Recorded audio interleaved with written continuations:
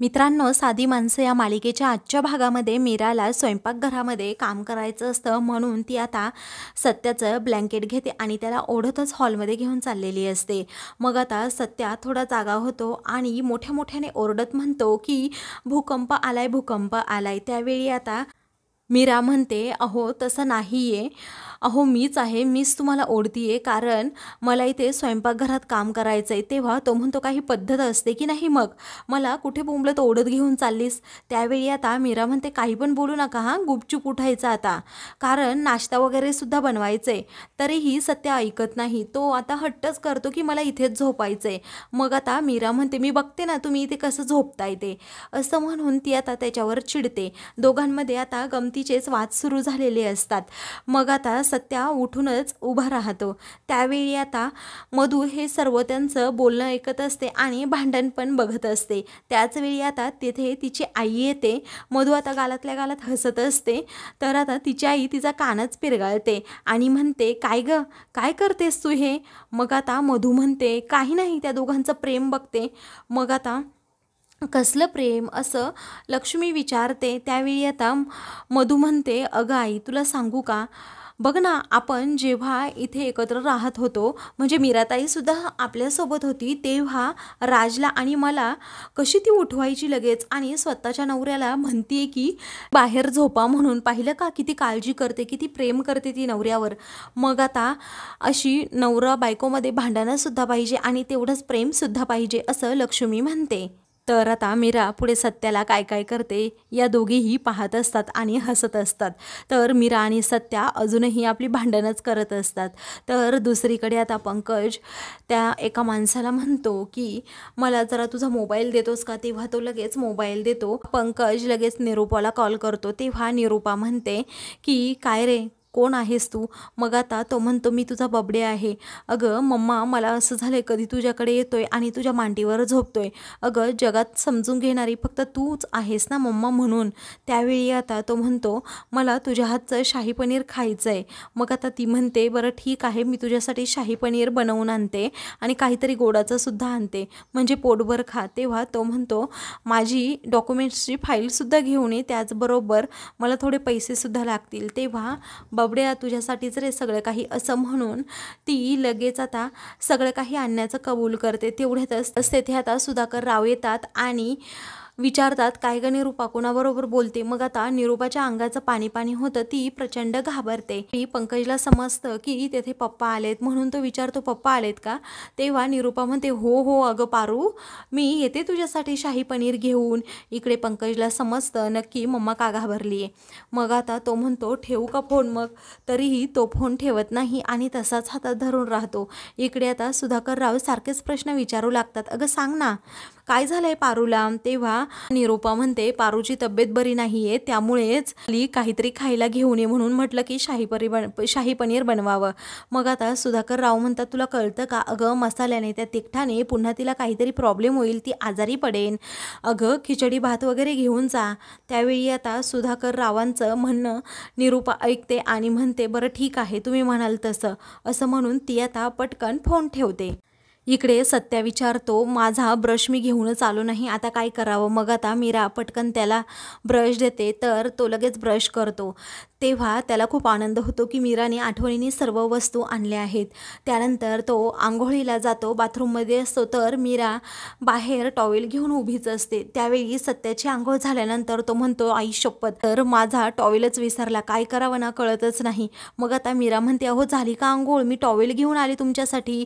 तेव्हा ती लगेच टॉवेल देते. तेव्हा तो म्हणतो, बापरे, हिच्या जर सर्व लक्षात आहे, बायको असावी तर अशी.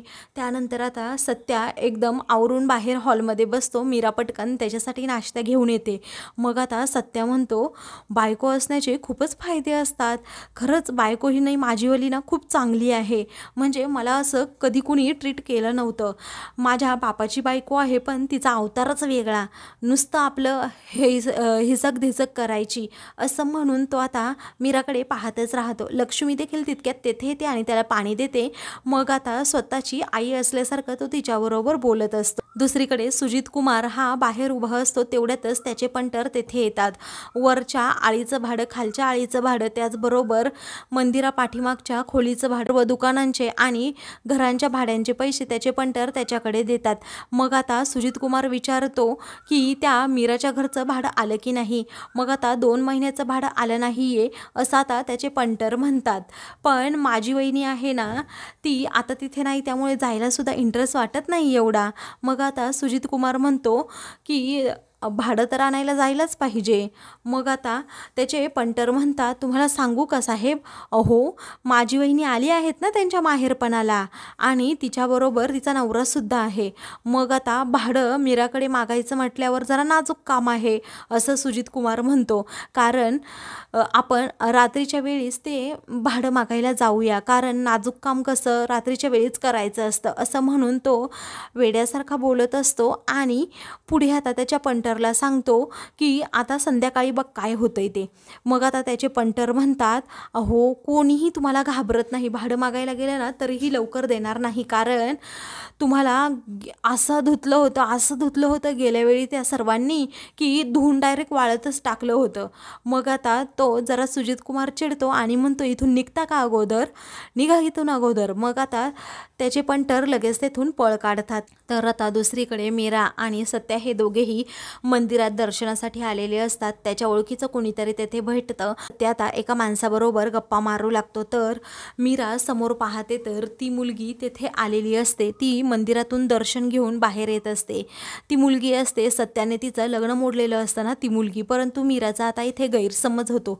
ती आता त्या मुलीजवळ लगेच जाते आणि म्हणते, थांबा, जे झालं गेलं ते गंगेला मिळालं, आता यांना काही बोलू नको. म्हणते, मला त्याच्याबरोबर बोलायचंच आहे आणि मी बोलणार, तू अडवणारी कोण ग, असं म्हणून ती आता पटकन सत्याजवळ जाते आणि म्हणते, तू माझा देव आहेस, देव सत्य दादा, असं म्हणून ती त्याच्या पाया पडते. त्यावेळी आता ती सत्याचे आभार मानू लागते आणि म्हणते, जर तू त्या दिवशी आला नसता सत्यदादा आणि मला वाचवलं नसतं तर काय झालं असतं रे माझं.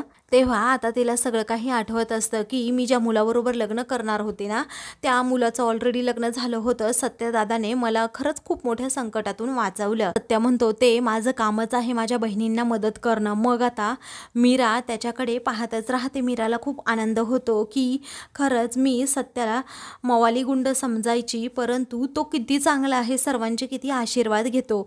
मग आता मीरा ही त्याच्याकडे हसत पाहत असते. मग आता ती मुलगी विचारते, ही कोण आहे रे सत्यदादा. तेव्हा सत्या म्हणतो, काय माहीत कोण आहे. मग आता मीरा म्हणते, बाकीचं बरं बोलायला सुचतं आणि हे सांगायला नाही सुचत का, मी त्यांची बायको आहे.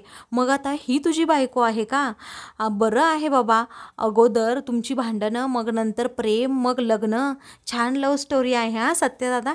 तेव्हा सत्या म्हणतो, असं काही नाही अगं. तरीही ती मुलगी आता सत्याला चिडवतच असते आणि मग नंतर ती तेथून निघून जाते. त्यावेळी आता मीरा त्याच्याकडे पाहतच असते, कारण तिला सत्याच्या सर्व एक एक गोष्टी आता समजत असतात आणि ती त्याच्या जणू प्रेमातच पडत चाललेली असते. त्यावेळी आता सत्याकडे हसत पाहत असताना तो विचारतो की काय ग धूमकेतू, चल ना आता, किती वेळ बघतेस. मग आता मीरा लगेच पुढे जाते. दोघेही देवदर्शनासाठी पुढे जातात, पण खूप मोठी रांग असल्यामुळे सत्या म्हणतो, आपण इथूनच पाया पडू ना प्लीज. मीरा म्हणते, नाही, रांगेतच उभं राहायचं. तेवढ्यात गुरुजी तेथे येतात आणि म्हणतात की जावई बापू आणि मीरा, अगं तू इथे उन्हात का उभी, चल. त्या दोघांना असं ताटकळत, मी उभं नाही ठेवू शकत असं म्हणून आता ते लगेच त्या दोघांना आतमध्ये घेऊन जातात. तेव्हा आता मीरा तिचं नाव सांगते, त्याचबरोबर सत्याचं देखील नाव सांगते. सत्या खूपच आता प्रेमाने तिच्याकडे पाहू लागते. त्यानंतर त्या दोघांच्या वतीने आता थोडी पूजाही लगेच गुरुजी घालतात. मग आता सत्या लगेच दक्षिणा देऊ लागतो. त्यावेळी आता जावयाकडून कधीही दक्षिणा घ्यायची नसते, मीरा आमच्या मुलीसारखीच आम्हाला आहे असं आता गुरुजी म्हणतात. तेव्हा सत्या तिच्याकडे पाहतच राहतो. मग आता गुरुजी म्हणतात, आरतीची वेळ झाली आहे. सत्या म्हणतो, बरं निघू का मग आम्ही. त्यावेळी गुरुजी म्हणतात, नाही, आज आरतीचा मान फक्त तुमचा आहे असं म्हणून आता ते लगेच त्या दोघांना आरती घ्यायला सांगतात. तर आता सत्याला खूपच आनंद होतो. तर सत्या एकटाच आरती करत असतो. त्यावेळी बाकी सर्वजण टाळ्या वाजवत असतात. मग आता तो हळूच मीराजवळ जातो आणि तिला म्हणतो की तू सुद्धा माझ्या हाताला हात लाव. मग आता मीरा म्हणते नको.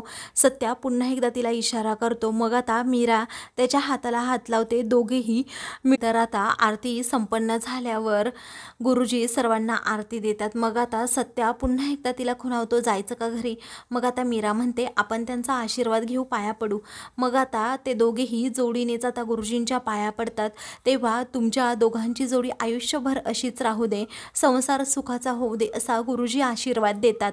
तेव्हा यावेळी कोणतीही विघ्न तुम्हाला आडवी येणार नाहीत असं आता गुरुजी जेव्हा म्हणतात तेव्हा मंदिरातील घंटा वाजते. तर आता सत्या म्हणतो सत्य आहे.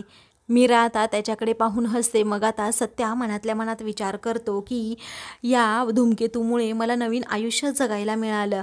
कारण जिथे जातो ना तिथे मला पनवती म्हणायचे, आता सत्यजित राव म्हणतात.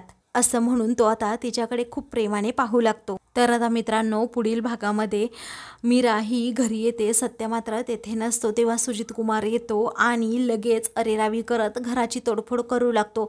घरातील सर्व वस्तू अस्ताव्यस्त करू लागतो. त्याच वेळी आता मीरा हात जोडते की असं करू नका, आम्हाला राहायला दुसरं घर नाही आहे. तेव्हा आता मीराचा हात तो सोडतच नाही. तेवढ्यातच तेथे आता सत्या येतो आणि म्हणतो हात अगोदर सोड. असं म्हणून तो आता सुजित कुमारची चांगलीच धुलाई करतो. तेव्हा आत्ताच्या आत्ता माझं हे घर सोडायचं असं आता रागातच सुजित कुमार म्हणतो. त्यावेळी आम्ही आता कुठे जाणार असं मीरा विचारते. मग आता हात उगारायच्या अगोदर हे समजलं नाही का असं म्हणून तो आता रागातच घर सोडायला सांगतो. अशाच मालिकेंचे पुढील भाग पाहण्यासाठी चॅनलला सबस्क्राईब करा.